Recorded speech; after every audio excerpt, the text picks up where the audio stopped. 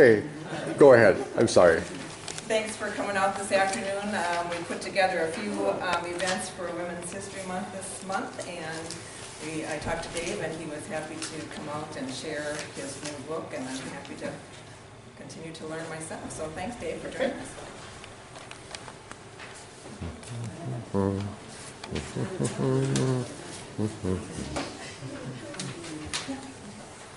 Good afternoon. I'm David Schleper, and I grew up in Shakopee starting when I was 2 years old, I think 2.5 years old. In 1962, I think it was, we moved here with my family. And I was here through high school. Then I went all over the place, and then ended up in DC, and eventually came back here when my mom had Alzheimer's, and started helping with her for a few years until she finally died. And in that time, while I was working with Mom and seeing her, I decided to start really interested in history.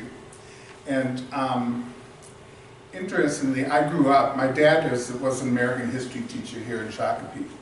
And so many people knew that. And he's one, like that I would avoid. I wouldn't take his classes and stuff like that, Come on, common sense, would you? My brother did, one of my brothers did, most of us didn't. But I do remember growing up that we used to spend a lot of time when we would travel. We'd camp out, and there were 8 of us, 8 children. And I just remember that we would stop at every little sign that said something important was happening, and we'd pull in. Oh, look at this, we'd all go out and look at it, and then we'd pile back in and continue on. But and at the time I thought it was so stupid to me, as I was a kid, right? And I thought, how stupid to, spend, looking to stop, oh, here's a ball of twine, wow, cool, But afterwards, it's really interesting because I look back at that and I think, oh, I think that's why my history got so important, because all that experience I was having. So I became a teacher of deaf students, and I worked at Gallaudet University in Washington, D.C. For 25 years, and traveled around the country and did a lot of training about how to teach reading and writing with deaf students.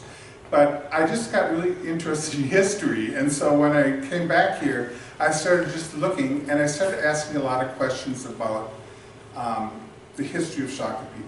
Unfortunately, in the past, there was not a lot of training or teaching in the schools about history of our local area. And they're doing better now than they did. And it's mostly supposed to be on in 6th grade. And so we've been working with the Shakopee Heritage Society to try to get the word out about what's going on and interesting things. And one of the things that we keep hearing, starting a couple of years ago, was what did the women do back then? Because they talk about a lot of men, but they don't talk a lot about women. And so I remember I presented then, I found some information, I presented, and Mona Strunk came up to me afterwards. And she pointed, she like right to here, she said, you need to write a book about that. And I was like, yeah, okay, sure, I'll do that. Get something, and she's, no, I'm serious, and she's really serious about that. And so I dedicated this book for her, and it's really, the book is just from the Shakopee Heritage Society. The thing is, when we print them for the purpose of giving 25 of them out to schools in Shakopee, and the library, and the Scott County Historical Society. So we make sure everybody gets those that'll be out there in all of the schools. And then what's left, we have those available for sale. And we use that money, the sale is really just to get the money to reprint, is basically what we do. So anyway, let me talk about the women in early Shakopee, and we're going to specifically talk about 10 of them.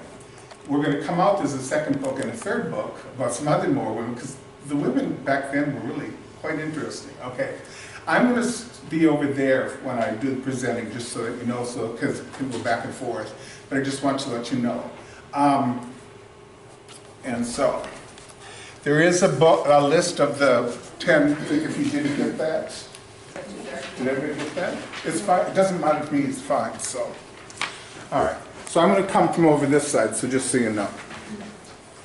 All right. You know who that picture is of?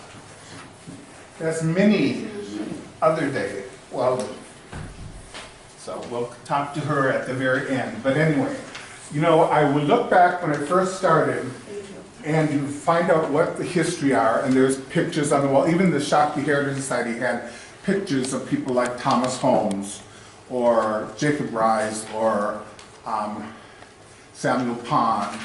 All of these people are really interesting. But I kept saying, yeah, but what about, didn't they have wives?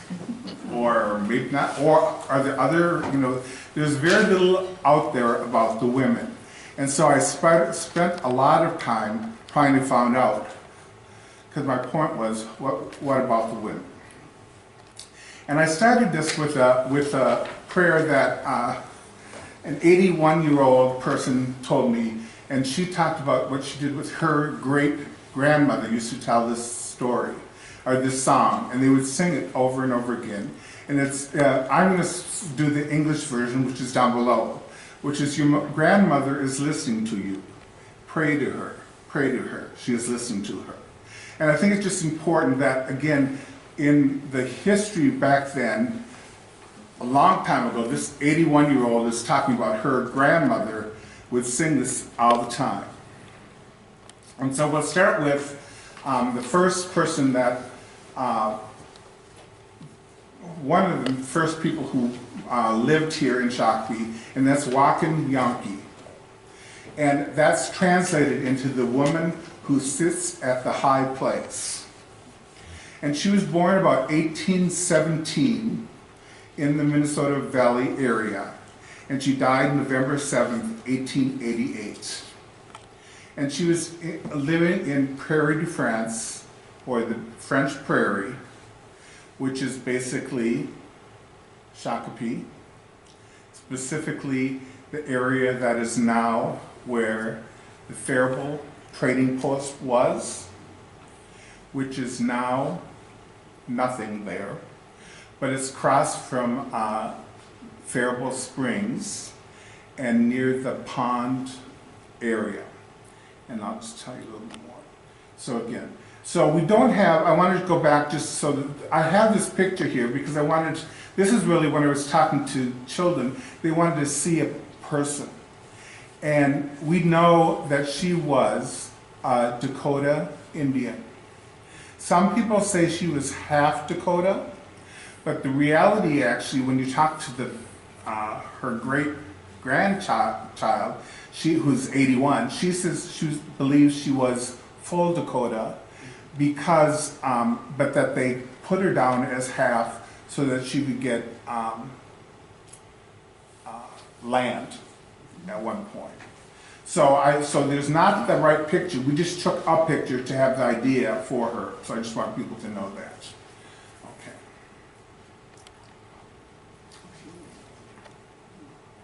Okay. And Wakan Yankee married Oliver Faribault. Okay, in 1837, they married first in a civil or an Indian ceremony. In other words, it wasn't through the church. But what's interesting is Oliver Faribault is 1/4 Dakota Indian. Okay, and Yankee is full Dakota Indian. Okay, so the children will be very similar. But then after they married in the civil thing, eventually they did it in a formal or religious ceremony. Sometimes people call her eventually, after years, sometimes we call her Harriet Faribault, okay? But her birth name and the name that she remembered calling herself was Wakan Yankee, okay? And so you have to understand that the villages in the Dakota villages were all along here. You see where the Shakopee one is there? They actually spelled Shakopee wrong up there, but there should be an H there actually. But anyway, and over further up is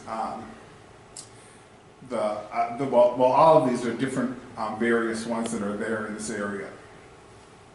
So they moved in the area that was called, where Shakopee was, and it was called, the area was called Tinta Otamwa, okay, or Prairie Village. But the French influence called them French Prairie. And it was the first log cabin in the town of what eventually became Shakopee. And there's a picture of what it looked like on the left, and that's inside. And why do we know that? Because the actual house itself was moved from downtown across from Dangerfield. They moved it to the landing, okay? So in the landing, they actually have the building. They redid it this last year, fixing it up even better.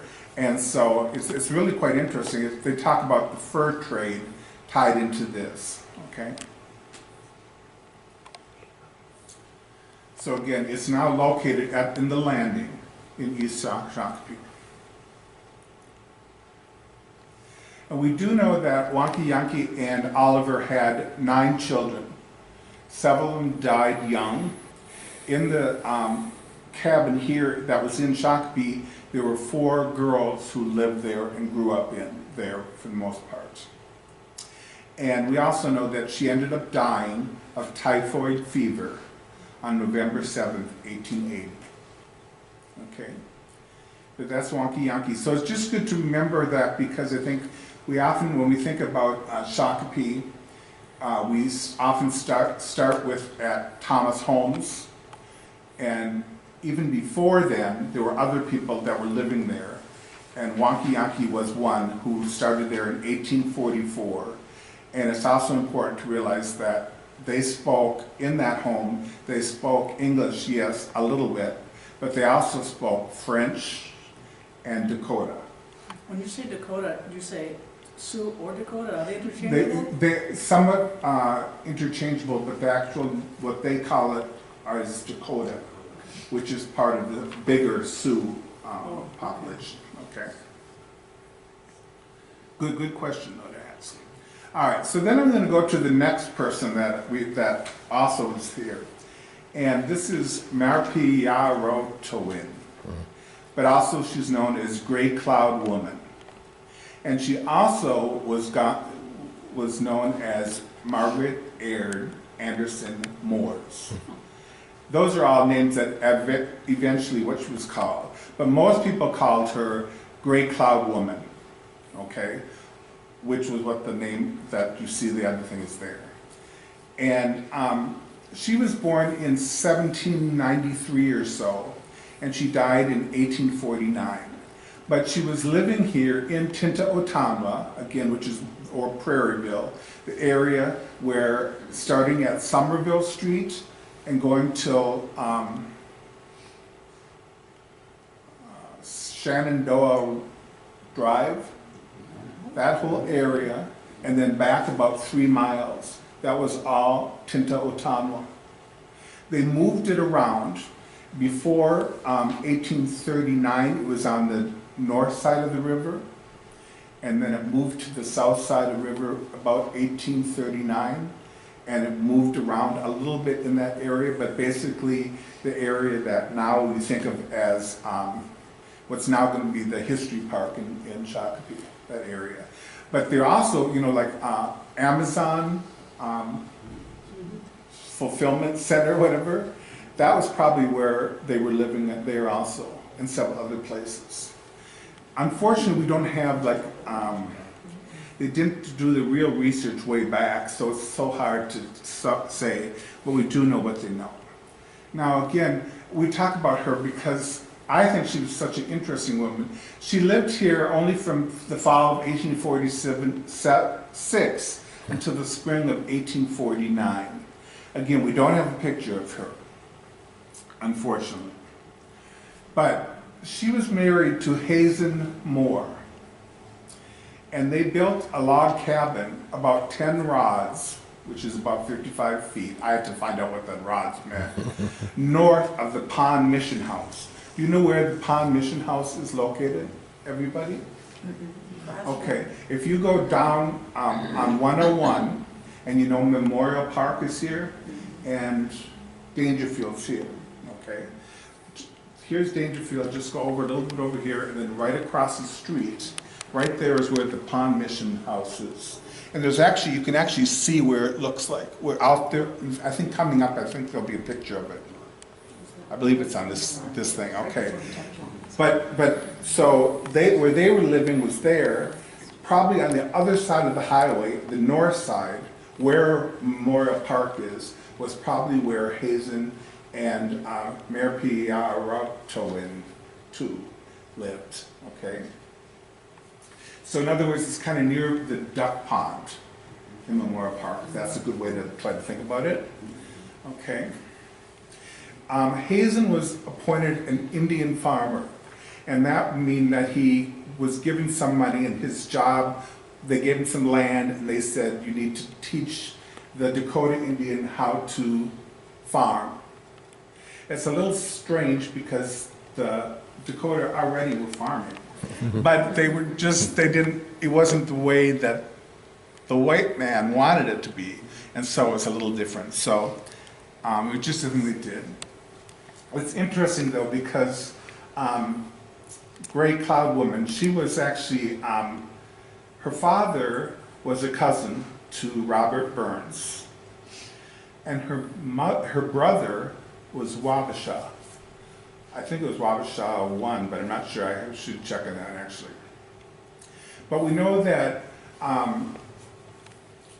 Gray Cloud Women married Captain Thomas Anderson. And they were together for about 8 years. And then Thomas Anderson moved, I think, to Canada and didn't take her with, which is pretty common, unfortunately. That often,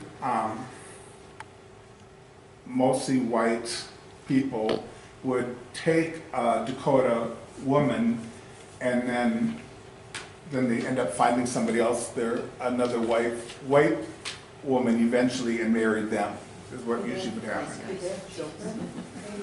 Yes, she did. She had 3 at that time, okay.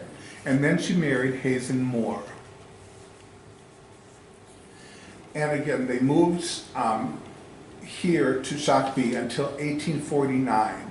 Then Hazen's son took over here, and he was obviously part Dakota, and married another Dakota, okay? But these guys moved back to Black Dog Village, which is kind of an Egan area, in not out of Shakopee, okay? And she died in July 20th, 1849. And people say that she was buried near the village, and the burial site is now in Egan, Minnesota. But there's no gravestone or nothing, no specific, but this is just what we know for tradition. Are there any living relatives of her? Oh, yes, of course. I'll show you. Here's her grandson right there is up there. That's Thomas Anderson Robertson. Okay, so Robertson tend to be the thing. But what's interesting about her is that Gray Cloud Woman was really important in the history of Dakota, because at that time there was a lot of famine that was happening, and they knew that Gray Cloud Woman would feed people who were starving to death, basically. And people remember that so much. So anyway, one time, years later, this guy, Thomas, and his father, someone stole their horses. So they went to fight, to go back, try to get the horses back. And when they start, explain the whole thing of what happened, that it's our horses, they pretty much resisted. They're like, oh, forget it, too bad, that's your problem. But then he mentions that her grandmother is Gray Cloud Woman too. And immediately they gave the horses back, and they said, this woman saved people all the time, and they remember that about her. So it's just kind of, that's a person who lived here in Shakopee for a few years, and it's really important, obviously, for the history of people. So I just think that's important to know. Okay. It is also just, you know, when you look at Thomas, he doesn't look like he's necessarily Dakota, right? I mean, you couldn't tell. But, you know, it's because you talk about, you have a white person and a Dakota, and then then the child is half, right? And then they married another white person, so now it becomes 1/4. You know, so that's why you can't figure. But in the past, it's definitely that's what's there. So, all right. Another person that's really important that people forget all the time is Cordelia Eggleston Pond. The picture up above is not Cordelia Eggleston Pond. That's her daughter. But I put her there because they say she looks just like Cordelia. And because I didn't have a picture, I wanted to have something for them to remember. She was born in 1815 and died in 1852. They lived here in Prairieville, which is what they call Tintawatanwa, which eventually became Shakopee, from November 1847 until the fall of 1851. And that house behind, in the background, is the house that was there here in Shakopee. I think I have them. Okay. So again, no picture, so I just want to make sure that that's clear, but she did look like the other one, so I just want to know that. Okay. That's what their house looked like, and that was in downtown Shakopee. Right now you go to the site, which is again across from Memorial Park, and you'll actually see well, you can't now because it's snow covered probably, but you can actually see the foundation of this house. But they came here, they were both ministers. Samuel Pond, does somebody have Samuel Pond to show? So I forgot to show that, yes. All right, I don't know if you have the other ones, okay. All right, Samuel Pond, and he's really important, you know, and they're talking about they're gonna have a statue downtown of them and stuff. But Samuel and Cordelia were both missionaries. They got married here in Minneapolis. They moved in 1847 to Shakopee to start the mission, okay? And they had 3 children at that time. They ended up having a 4th one, but they had Jeanette, Rebecca, and Ellen Nathan, I think that's how it's pronounced. The picture that you saw was Rebecca, just so you know. Okay, and he was only 1 month old when they moved here.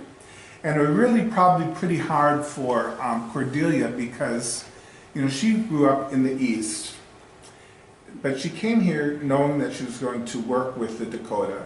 They worked, Samuel Pond and his brother Gideon Pond worked really hard on learning the language of the Dakota and writing it down. And in fact, it's Samuel Pond's work of all those list of all the words and how it put together, as well as his finding out the history of what the Dakota was, what it was like at that time, that had such an impact on, even today, when you look at,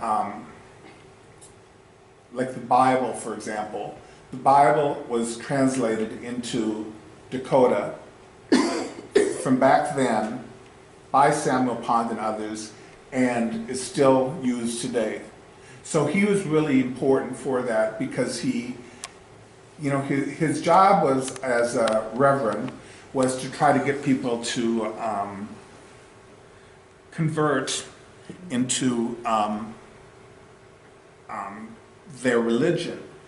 But in the same time, he also realized how important it was just to learn about the Dakota themselves. And he wrote about them. And so there's some good books about Samuel Pond talking about what did the Dakota look like, what did they do, what was their ceremonies, what did they eat, what did they do for their job and stuff like that. And he wrote all that down. And so that's really important.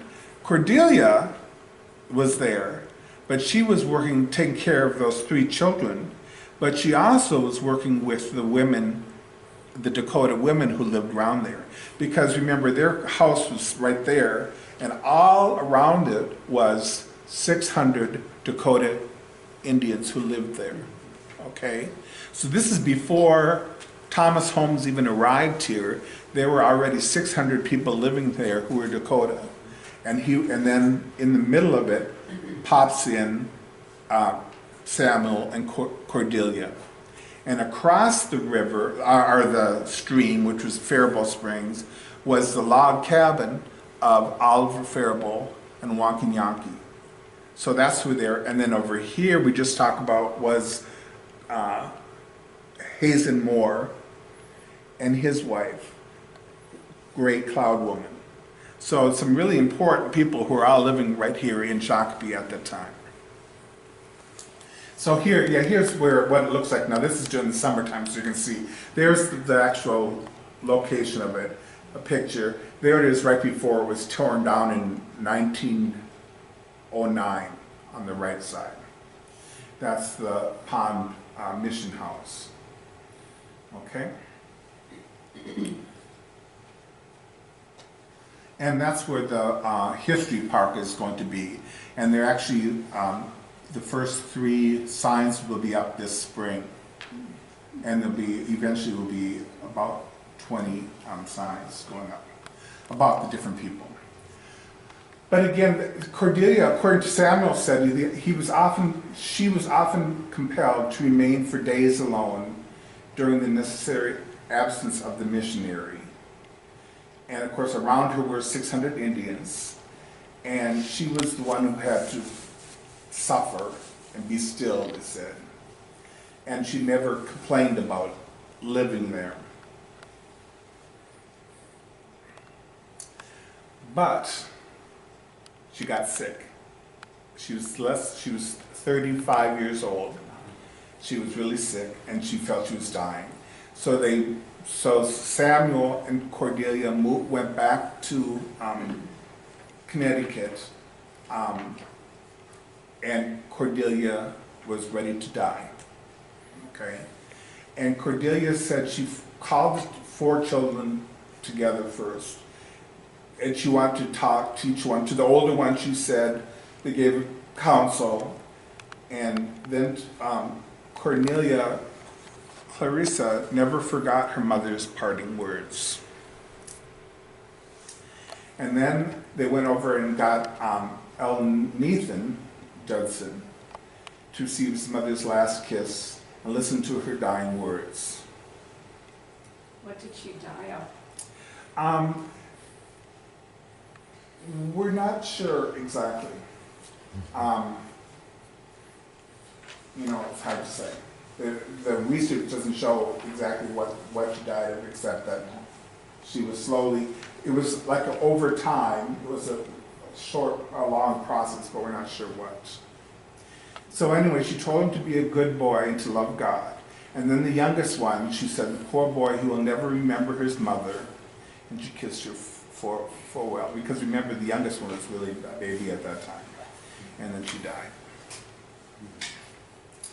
And so she passed away at the age of 36 years old, and 14 of those were spent in service to the Dakotas.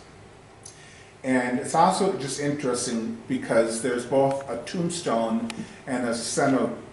I think that's the word how you put it. I don't know if that's spelled right, but anyway. In the cemetery here in Shakopee on 4th Avenue near what used to be what still is the KC Hall, okay, is a Samuel Pond is buried there.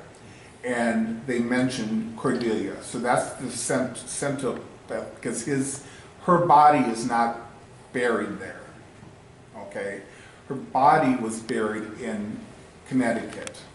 And so that's what you see on the left side, okay? But it was clear that they were very much connected together. just so you know then, Samuel Pond ended up then, while he was there in the East, within 3 months, he married somebody else. Because he had 4 kids. A couple was a baby, you know, I was like, hello. So they, you know, that's just the way it went, and then they came with that. So that's just kind of interesting too. Just the way it used to be, I guess, okay. All right. The next person who I really love her.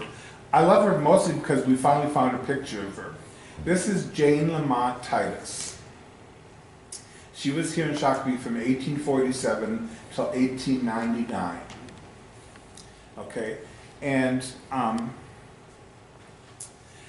it's interesting because this picture I think was taken in 1865, maybe before that. Anyway, she was about 13 years old.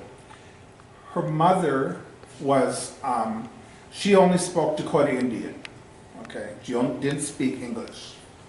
She was born in 1827, and her mother, and I can see the name up there, but I'm not going to say it. I'm just going to say what's translated it to. Hush the Night was a widow, because her husband, who was Lamont, I can't think of his first name right now, but anyway, who was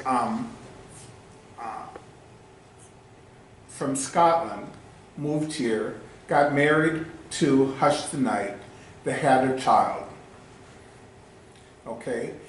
Hush the Night's father was Cloudman, and her mother was Red Cherry Woman. And they had a place where they lived in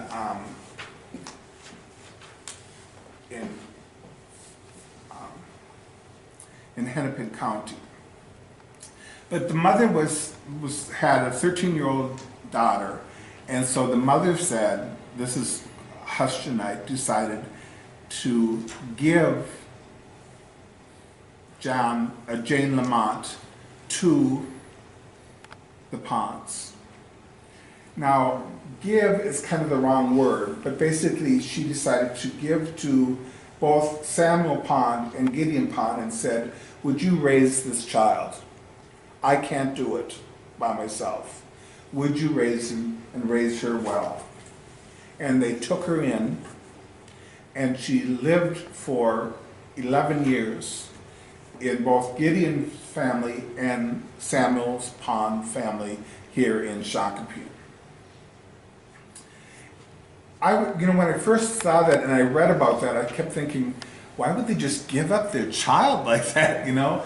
And then I read this article in the Minneapolis Star Tribune by Louise Edriff, who's a Ojibwa, and she says, this fluidity of family comes from the Indian tradition. This had always been a part of active life, this ability to hand over a child to a sister or to someone else to raise for a while if you're having trouble. And that is apparently still done, okay, as a thing that, you know, if you can't handle it, give it to someone else in the family to raise them, okay. And so eventually, Cordelia, remember Cordelia, we just talked about her, she was writing letters, and she said, we have a teacher for our Indian school here this winter of our own training. She does very well, I believe. She came to live us about 7 years ago and has lived either in our families or brothers most of the time since. We think she gave good evidence of piety. Is that how you say that? Okay, I had a stroke, so sometimes I can't remember how to say the words. So all right, so it's just interesting that they brought and talked about her there. And here's a picture of, ends up that Jane Lamont Titus married Moses Starr Titus, also here in Shakopee, and they had 4 children. These are the first 3, there were 3 boys. And then they finally had Jane Marilla Titus also. So there's just a look at what they looked like back then. Now, we had the photo, and it was real small, and it was very kind of falling apart, so we had a person go through and like fix it up a little bit, so. Do we have any Tituses around? Yes, most of the Tituses, not here, they ended up moving further north and then to the Dakotas, and they were actually bankers, and there's still generations there still with them. Most of them, I've seen pictures of like this next generation, the following, and they look very pretty white, but obviously they are part Dakota, and they do remember or know that too. It's interesting because both Moses Starr Titus and Jane Lamont Titus ended up being members of the First Presbyterian Church here in Shakopee. At that time, people called it the white church because it was for white people, but obviously she was there, so obviously it was a little more mixed than people think. All right. So, what was really interesting about Jane Lamont Titus is that she was smart. Now, there were 3 people at the time. This was I think this is about 1865. I should remember, write down the things so I'll remember the exact date. I think about 1865. Shakopee, remember, was this kind of a small little area. They wanted to add in this whole area, which was east of Shakopee, okay? In other words, Memorial Park and beyond, okay? This whole area is about 50 acres. And these 3 people went to downtown Shakopee and put in a claim and said, I want this land because I live there or something, you know, whatever. So Moses Starr Titus, who was the husband of Jane, she went in, he did it, she went home, okay. Then Thomas, so does anybody have a picture of Moses Starr Titus? Okay, just so the answer, okay. Then Thomas A. Holmes, remember him back over there? Okay. We remember him, he's the one people used to say was the grandfather of Shakopee or whatever. But actually, obviously, people were already living there for 200 years before then. But anyway, so Thomas Holmes, he said he should have it because, you know, he's the founder of Shakopee, okay? So he goes in and says this to the judge, right? He comes out and goes to a store right across the street. This is on Lewis Street and First Avenue. Henry Hines, does anybody have Henry Hines? I think there's a picture somewhere. Oh, it could be up there too, I don't know. Anyway, Henry Hines did the same thing. Went in, told his story, came out. So the judge has to decide who's going to get the land, right? But Henry Hines got out and went across the street to the same store where Thomas Holmes were. And the 2 of them started fighting. I mean, like really fighting. As in like knock out, drag out fights. Because apparently Henry Hines grabbed Thomas Holmes by the nose. Okay? Oh, like by the hair. So Thomas Holmes hit Henry Hines. Henry Hines slapped, I mean, they went back and forth. And they ended up on the ground in the store. The store owner said, get out, you know, because it's like right there. So they went outside on the main street on First Avenue. There was a huge crowd. Now people love this kind of stuff. I mean, this is 1850, 65. They're like, all right. So there's this fight happening right there in front of you. Okay. And there's, you know, this thing happens, you know, Thomas Holmes blood comes out of his nose. And everybody's cheering over here, whatever. And then Henry Hines just got hit somewhere else, and then somebody else did cheer. It's going back and forth and back and forth. I mean, this is really a drag-out fight, right? And there was evidence of this whole story, except that one person, now of course Moses has already gone home, but there's these 2 who are fighting, except that one person was sitting there and didn't say a thing. And guess who that was? The judge. Jane Lamont Titus. And she just watched. So this fight here, fight there, and back and forth. I mean, and they said it was really like bad. I mean, like they were like bleeding, and It was a mess. And suddenly, Jane Lamont Titus walked back in to the judge, and she had the scripts because she was part Dakota Indians, and because they took her land, they get scripts, and that scripts can be used for land. And so Jane Lamont Titus got the land. And so I say it's brain versus bra. Okay? And so it's a good, I tell this story a lot with the sixth graders too, because it's really, she was using her brain and thinking, okay, what can I do, as opposed to the fighting. And there's actually evidence of the whole thing. And again, because she had those scripts that people had who were part Dakota, she used that to get the land, and so she ended up having the land that was there. So that's Jane Lamont Titus, so she's one to remember, okay? And she is buried at Valley Cemetery in Shakopee too. So, and Valley Cemetery again is where Casey Hall, right across from there is where it is. And we couldn't find this, it was actually covered over first. So we had Moses Star Titus, there's a big thing for that, but there wasn't one for Jane. But then when you looked around, you could dig and you could find it was right there. So she was there. So it's just a good one that, again, I love to use that as a way to say, there were, women were there, and not only that, there were smart women there too, All right. Now let's talk about another fun one. All right. This is Mahala Conklin Shumway. You know Shumway Street, right? Okay. This is the wife of Mr. Shumway. All right. They were here in Shakopee from 1851 to 1853.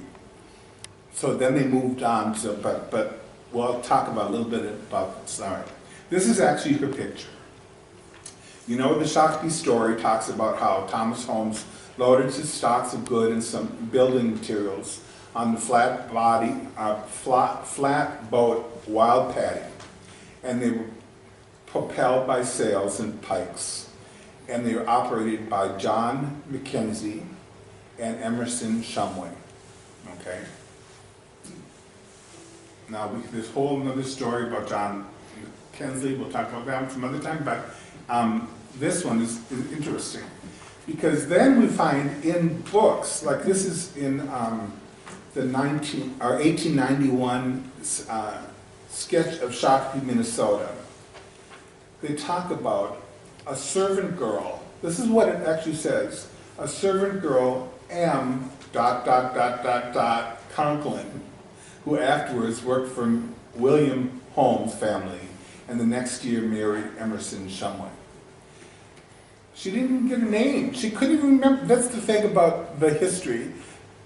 Women were kind of taken out very easily, So here, it was a servant girl. I don't know what her name was. I don't know. One book I read just called her a servant girl. This one actually said with an M over that. So that becomes me then trying to figure out, well, who the heck is this person? Because I'm really interested to find out more about it. We do know that William Holmes is the brother of Thomas Holmes. And he and his wife, they moved to what became Jordan, okay? We know that before then, this M. Conklin worked here in Shakopee as a servant. And then she moved for a year and worked with William and Susanna Holmes, okay? And here's a picture. Here's Mahala and her husband, Benjamin Emerson Shumway.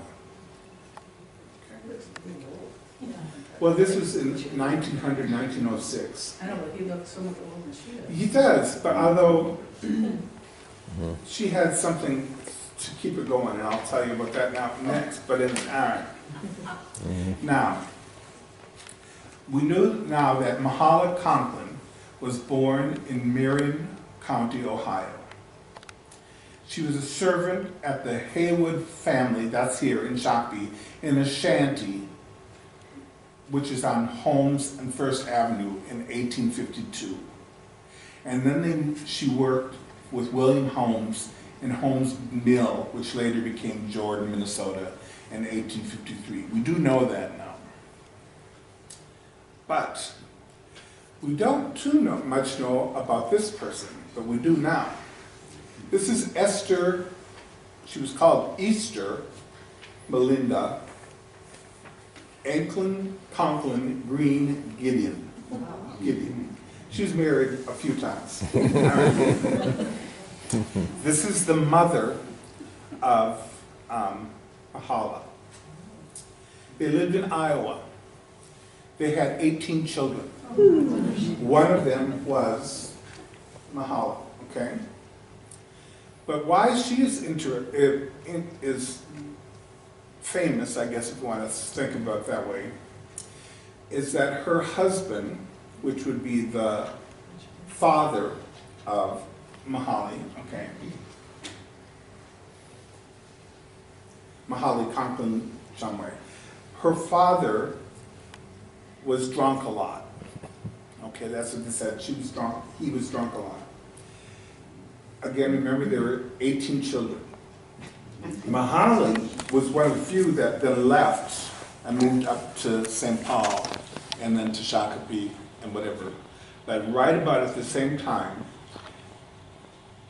her husband came after Easter, as she was called. Two of her brothers, Mahala's brothers, grabbed onto the father to hold him down. And Esther took a knife, cut her, killed him. Okay. What's really interesting is that they went to trial in Iowa about this, but she was got off. And you know why? Because all of the people who were to interview them were all relatives of her. And I think they all probably, my guess is he was probably not a very nice person. Still, you're not supposed to kill somebody, but apparently that did happen. We do know that. We also know that because eventually, she often, when she got older, she really wanted to go and see Melinda, where she ended up being. But we'll come on back for that. But so this is just interesting side. So we know that when Melinda Conklin, Shamway, her mother killed her father. I just think that's kind of interesting. So yeah, all right. Now, it's also interesting. They say that Benjamin Emerson Shumway and a servant, of course they didn't say her name, were first married in Scott County in Minnesota Territory, but it wasn't. We know that they were married in St. Paul on June 7th, 1843, after Emerson recovered from smallpox. And that happened here in Shakopee. They got smallpox, and then he got better. Then he moved to St. Paul, and then they got married. Okay. Now, so what happens to the Shumways? According to, again, one of the books that we have, it says, in the fall of '52, Shumway had smallpox, and after his recovery, he moved to St. Paul. In 1857, he and his wife and their children were murdered on the plains by the Indians. Okay? So this is what I found. I was like, I've got to find out more about this, all right? And then we looked at another book that's about the history of the Minnesota Valley, and that says that Emerson and Mahala joined a wagon train to California and was killed in the Meadows Massacre. So I'm like, what is, I don't even know what that is, right? So then I have to find out that, okay. Now we found out that there was a Mountain Meadows Massacre. 120 immigrants were passing through southern Utah on September 11th, 1857. They were coming from Arkansas, heading towards California, and they were killed by a group of Mormons with help from the Indians there, Okay. And there is evidence on this. They finally admitted the whole thing. Apparently it was a whole, they kept it hidden for a whole kind of thing, I guess. They said that the Mormons circled the wagon train and they had a white flag and convinced them to surrender peacefully, put down their guns. And then they were slowly escorted out one at a time, or a few by a time, and then they were killed. And then they swore to secrecy and dragged them into the gullies, and they were just, the wildlife basically ate them. There was a stone like this that was placed afterwards. There are other things that happened since then related to this. So this is really an awful part of history. What's really interesting is that Benjamin Emerson Shumway and Mahala Conklin Shumway were not involved.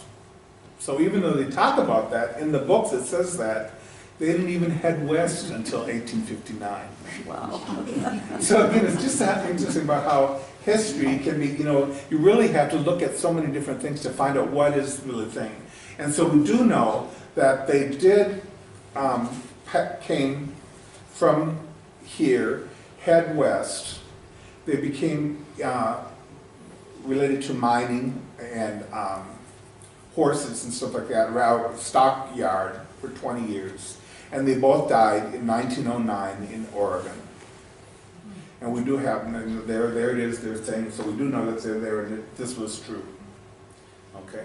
So it's just kind of interesting what you think, and what the whole thing is quite interesting. Is the Shumway Street after this Shumway that you just Yes, talked about? it was named after Benjamin Emerson because they were some of the first ones who came here with Thomas Holmes, and they built the first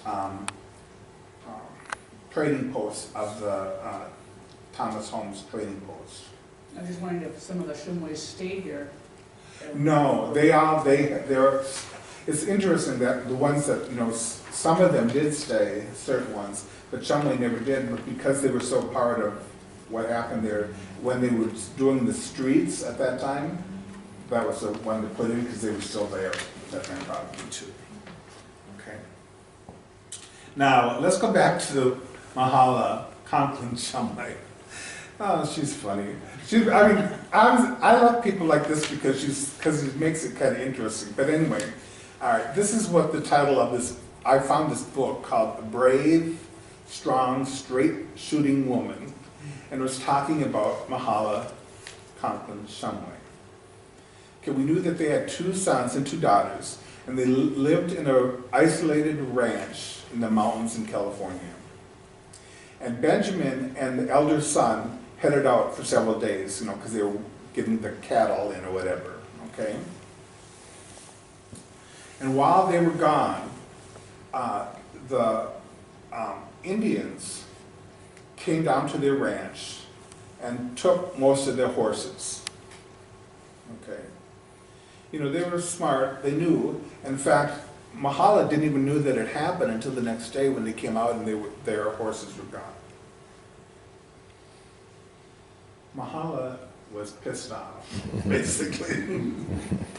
And so she got the other son to gather the rest horses. They got ready, they got rifles and ammunition, and they headed out.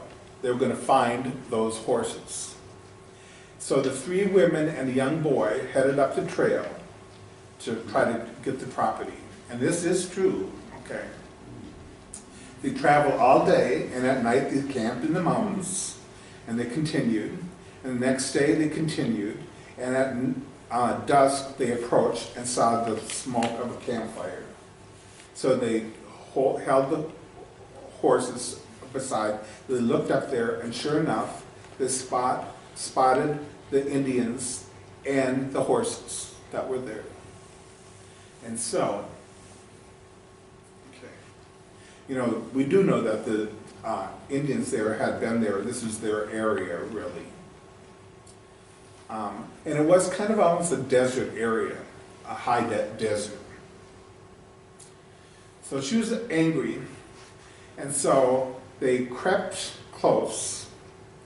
There were 6 Indians there. They hid behind the rocks. They waited until they were in view, and then they fired their weapons. The 4 rifles that they had slammed into 4 of the Indians, who fell down dead. The 2 other Indians went to grab their guns, but they shot them also, and they killed those 2. I know, I'm like, hello? Okay, seriously. And they say, well, mountain justice has happened. Okay. And 2 days later, they got back with their stock, and they had the horses, but they also had 6 scalps, Wow. which they set out on the fence posts as a warning to others. What a smart woman. Isn't that interesting? I just find it so interesting, the whole thing was, but anyway. So she's one that I like all these people because when you find out the stories are quite interesting, you have to say. No one told us all these stories. All right, this is another one, Florence, Courtney, Melton. She's interesting because with her parents, they were brought west. They ended up going all the way to Washington, the state of Washington. But they were in Shakopee from 1854 to 1860. When she got west, she ended up writing about her experience all the way through, including a section about what was going on in Shakopee. Okay, and that's a picture of her. She's on the bottom right. Of course, at the time, she was born here in Shakopee, just so you know, but this is later, so just give you an idea of what she is. But she's just interesting because she wrote this history called The History of a Pioneer Family, okay, in 1929. And one of the things she said, to illustrate what the winters were like, the thermometer froze up the 6 winters we lived there, with the exception of 1. Oh, let's go live in Shakopee. Okay. All right. But she also has interesting stories, and this is one. There's a lot more about her, but this one she said when there was a short time in Minnesota, Baxter and Mary grew very enthusiastic about teaching an Indian to speak English. He would say over them in English after telling them in Sioux. He had played with them for an hour or longer when they ran and put their arms on an old sorrel and said, "Horse." And the Indian said, in English, "It isn't a horse at all, it's a mare." He laughed and never gave more lessons. I just think it's so interesting.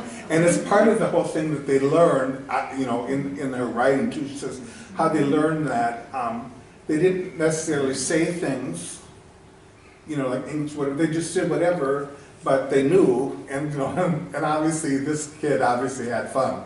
So I just think that's a cute one to show too. So and there is a book. It's in the Washington State Library about her writing, and some of it's online, and that's where I got some of this information. So just kind of an interesting story. All right, here's another one that's interesting. There were 17 African Americans who lived in Shakopee before 1900. I do want to know that or emphasize, we do not have a picture of this. This was Mary Brown Griffin. So there's a picture, but there's a little star at the end. What do you call it? The little asterisk. That means it's not a real person. But I wanted to have it there because I wanted to emphasize the thing. They lived in Shakopee 1854 to 1856. And then they moved to Buffalo. And we'll talk a little bit about that. But she was born in Virginia, and she was enslaved. She was a slave, and she escaped. But we don't really have any information about how that is or who her owner was. We don't have that information, but we do know that she moved to Philadelphia, and she married James Griffin. James Griffin was also a slave, but his master had to go into the Navy, and he didn't want to go, and so he had him go for him. Apparently they could do that. Yeah. I don't think James had a choice, No. right? But he could, so he did it. So he ended up being in the Navy for 5 years. And the slave owner gave him freedom afterwards because he was there for the 5 years. Sometimes that happened, sometimes it didn't. This one he did. But in the process, during that 5 years, he also learned how to build boats. And so they ended up being, James was building boats.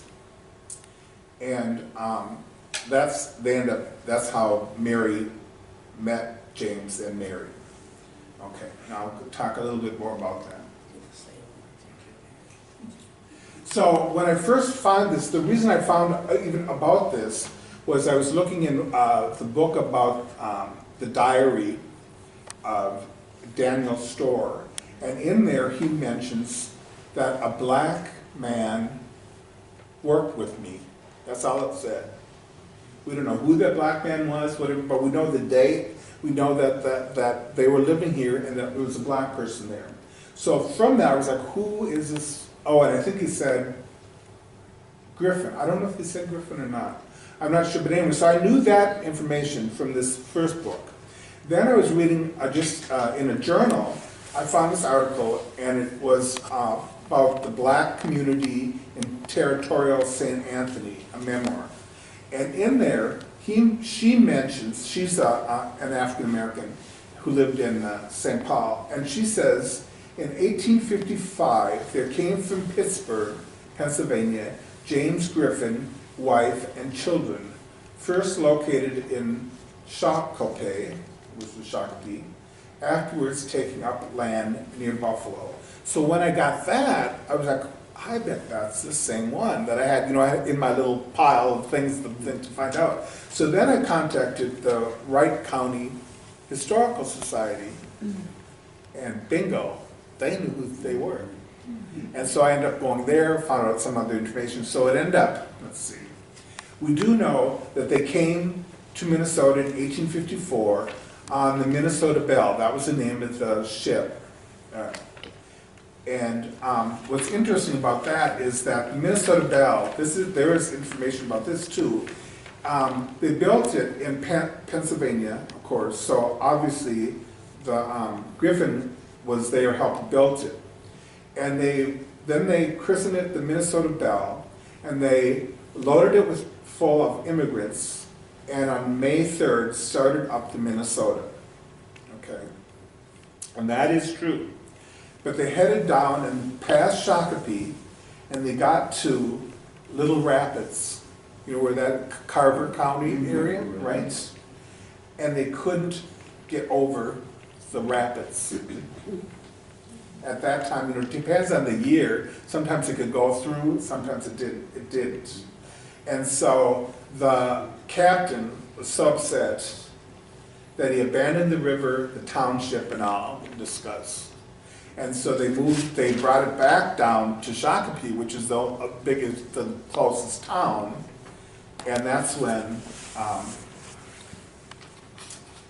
okay, so once they arrived there, they returned to Shakopee and discharged their entire cargo, which is a lot. And there is, in the books, they talk about that, about Shakopee and about this big, it was great for Shakopee because it showed that this was the end of the river for people for that thing, okay?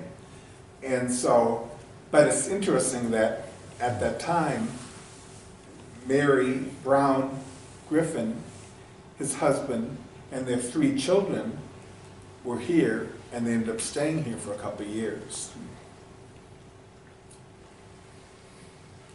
Okay. Now the picture down below is not the same time, it's just a nice picture. Yeah, it's in Shakopee, by the way, but it's, okay. All right, and we know that they were in Shakopee from 1854 to 1856. Just so you know, that's the picture of Shakopee in 1858. Isn't it interesting? I just love that picture. We should have a picture of that somewhere in town, but anyway. But, okay, so anyway, we do know that she died. She died of Flora Morvis. What does that mean? Cholera. Okay. There it is. Okay. But what's really interesting is that, and this is also, again, a thing that I kind of like about her.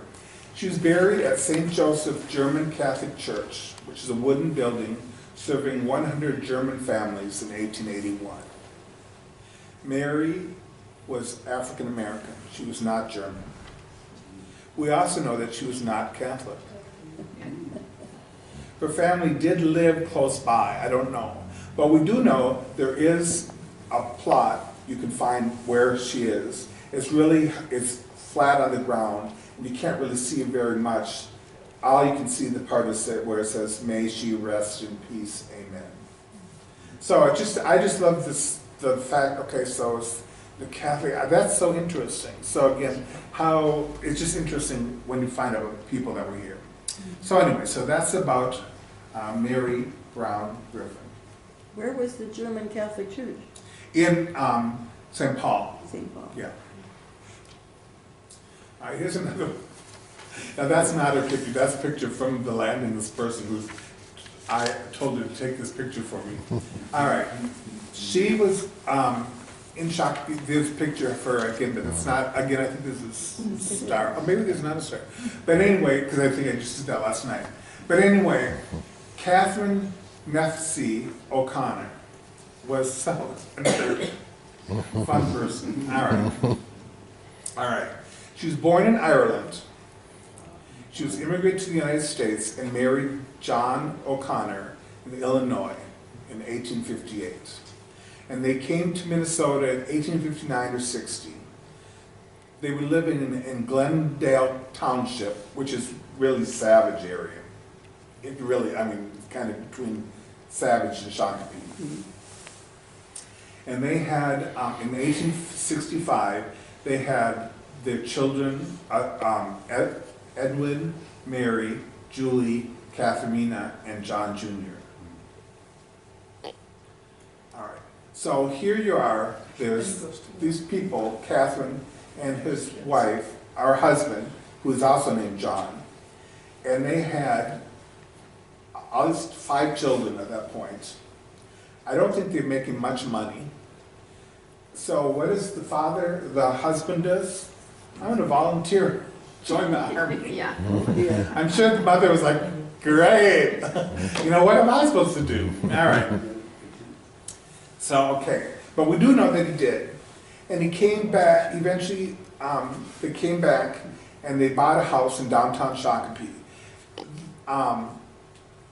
I know where the house is, but there's nothing there, but I'll tell you where it is.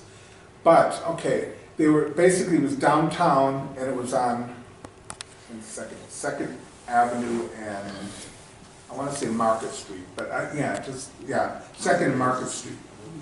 Okay. We know that Henry and Mary F. Hines sold the house for $200. It was right next to the train tracks, actually. It's not the best area, but we do know that next door neighbor was Anna Pilgers. Okay. Now, what's interesting is that house is now in the landing in Shakopee. Although they added the second floor and they expanded a little bit, so you know, but it's still there. So again, she couldn't read or write. She signed her name with an X. And she spent a lot of time at the Church of the Immaculate Conception, Catholic Church, which is what the name of St. Mary's was before it became St. Mary's. It was also called the Irish Church. Okay? It was erected in 1866. It wasn't until 1876 that it became St. Mary's Church, just so you know. But anyway, John O'Connor had a long and lingering illness due to the eye injury that suffered through the war. And he ended up turned cancerous and he died in June of 1878. There's a lot of back and forth with the War departments trying to get money for the family because was subject to the war, and the war people are saying no, it wasn't related to that, back and forth kind of thing. There is a, there's, if you look, see there's Canterbury way back there, right? So here's where they're, John, and what happened is their son, who was 1 year old, he died also. So I don't think that Catherine was all that happy. Okay. So she was upset, and she had enough. Something happened. She went next door to Anna Hilder with a frying pan. Okay. It started an argument, I don't know what about. It got worse, and finally Catherine hit Anna Hilder over the head with a frying pan. And she was found guilty of assaulting her and was fined $38. That was a lot of money at that time. But she ended up paying. So, unfortunately, I can't find any more info. I would love to find out more about what exactly happened. But I think it's just kind of a fun story in a way. Anyway, she ended up moving, her family ended up moving to St. Paul. She ended up dying in 1897. And was buried in St. Paul. They say, we don't know if the frying pan was added to the coffin or not. I just added that part, that's just because I'm doing fun. Because she made me laugh. Just the funny part is I was talking to the person at the landing who was talking about that house, and she was the one that explained the story, and she was like, oh.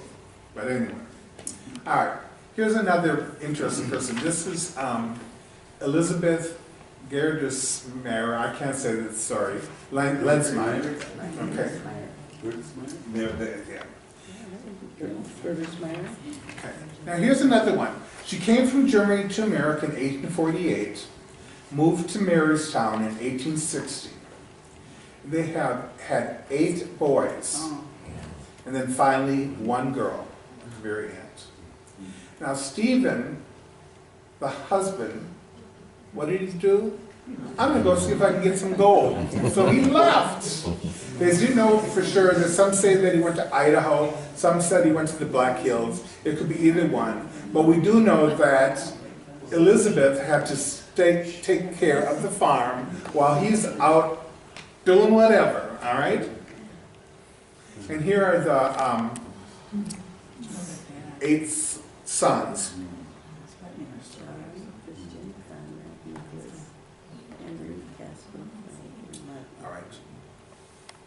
But anyway, Stephen arrives home after going off, getting thing, didn't make any money, arrived home, had a heart attack, died at age 57. Elizabeth was left with 8 sons and her infant girl. She was not happy. At the casket, they said, she held up the baby and said, here, take her with you, why don't you? How can you leave me here alone with all this responsibility and this little one too? I'd be kind of pissed too, actually. But Elizabeth was 43 years old, but she knew what to do.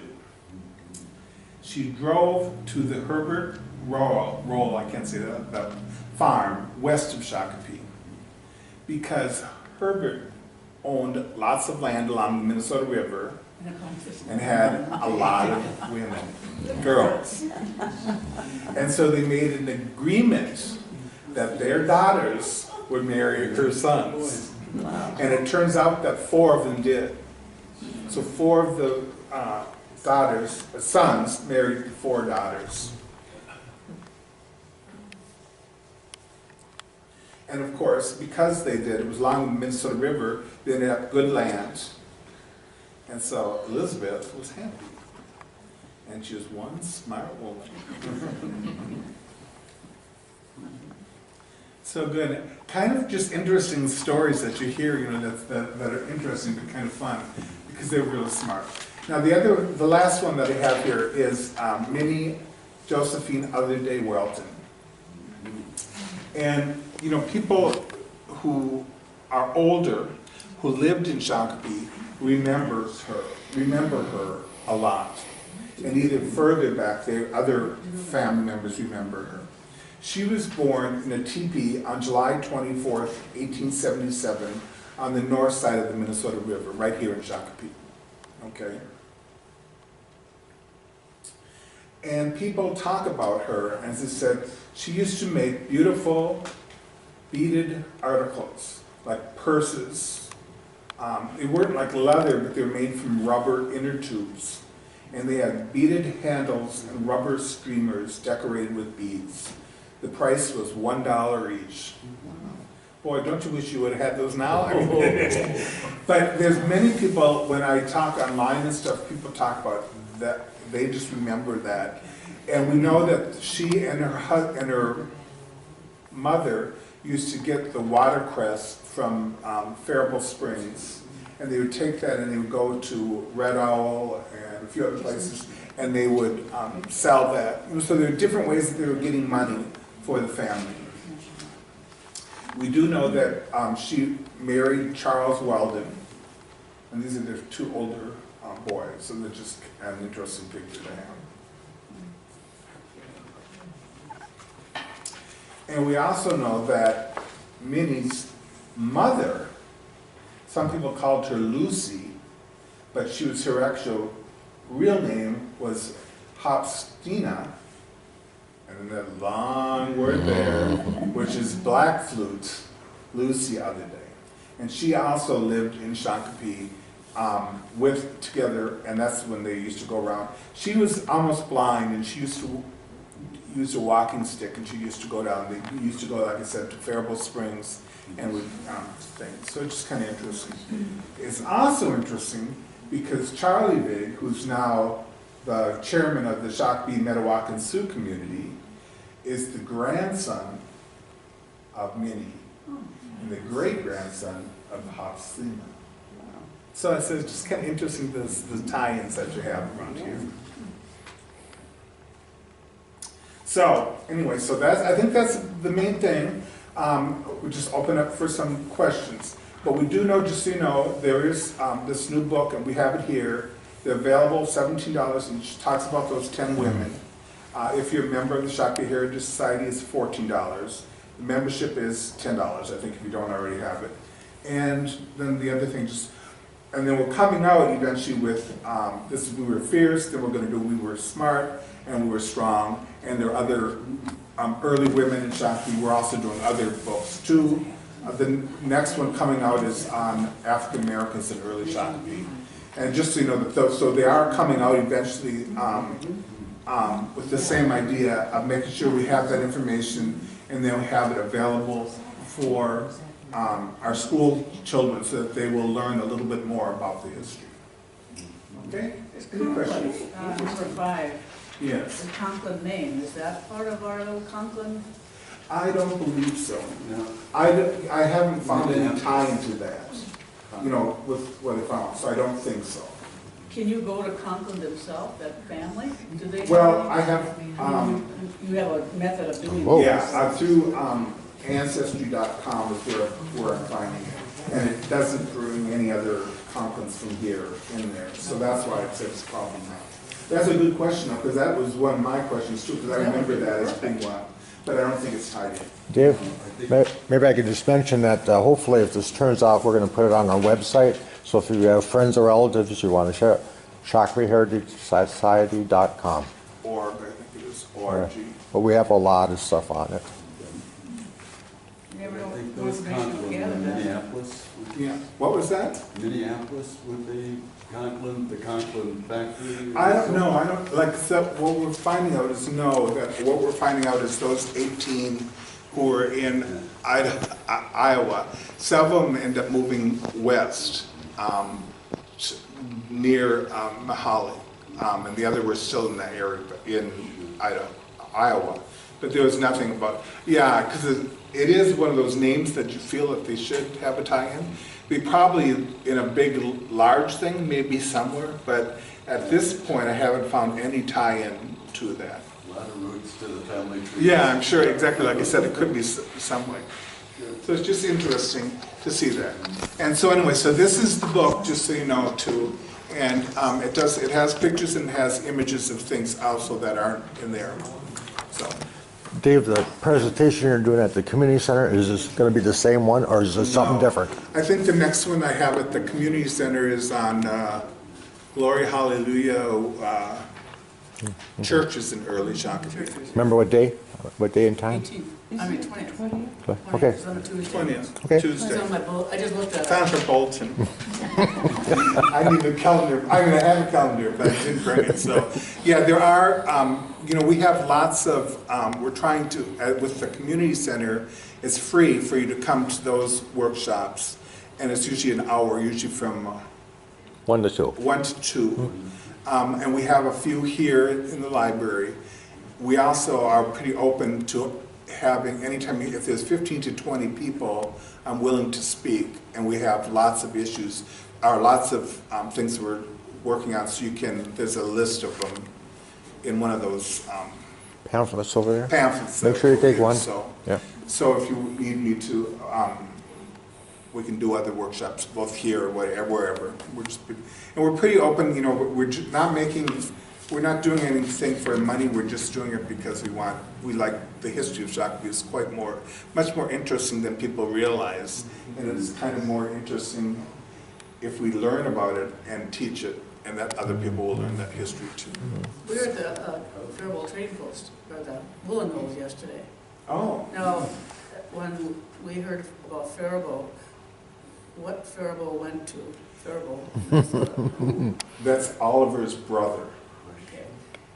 The original one, if that's not the original one, the No. Faribault came from Europe, No, from France. France, yeah. To Canada and then down, yeah.